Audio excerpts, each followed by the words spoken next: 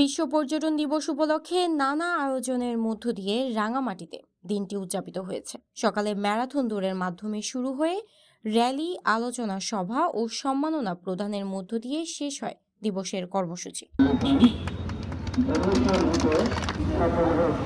শনিবার ২৭ সেপ্টেম্বর সকালে রাঙামাটি পর্যটন কমপ্লেক্স থেকে ম্যারাথন দৌড়ের মাধ্যমে শুরু হয় বিশ্ব পর্যটন দিবসের কর্মসূচি। পরে জিমনেশিয়াম থেকে একটি বর্ণাঢ্য র্যালি বের হয়ে জেলা পরিষদ চত্বরে গিয়ে শেষ হয়। পরে জেলা পরিষদের অ্যানেক্স ভবনে অনুষ্ঠিত আলোচনা সভায় প্রধান অতিথি ছিলেন রাঙামাটি পার্বত্য জেলা পরিষদের ভারপ্রাপ্ত চেয়ারম্যান অতুল প্রসাদ চাকমা।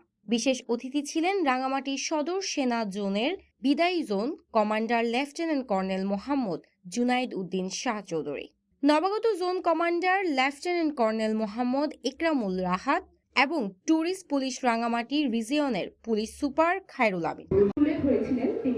এবছর ট্যুরিজম মিডিয়ার ফেলোশিপ সম্মাননা পাওয়া সাংবাদিক ইয়াসিন রানা সোহেল মূল প্রবন্ধ উপস্থাপন করেন। আলোচনায় অংশ নেন প্রবীণ শিক্ষাবিদ নিরূপা দেওয়ান, রাঙামাটি প্রেস ক্লাব সভাপতি আনোয়ার আল হক, জেলা পরিষদের সদস্য নাইপ্রুব মার্মা ও বৈশালী চাকমা।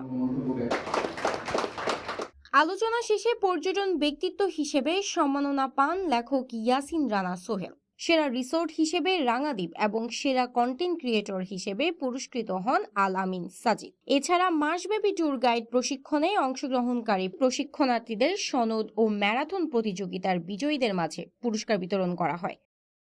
অনুষ্ঠানে স্বাগত বক্তব্য দেন রাঙামাটি পর্যটন কর্পোরেশনের ব্যবস্থাপক আলোক বিকাশ চাকমা।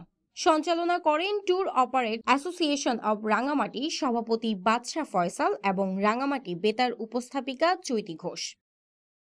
রাঙামাটির প্রাকৃতিক সৌন্দর্য ও বৈচিত্র্যময় সংস্কৃতিকে কাজে লাগিয়ে পর্যটন শিল্পকে আরও এগিয়ে নেওয়ার আহ্বান জানানো হয় এই আয়োজন থেকে। রাঙামাটি প্রতিনিধির পাঠানো তথ্যচিত্রে news desk, CTG post, Chittagong.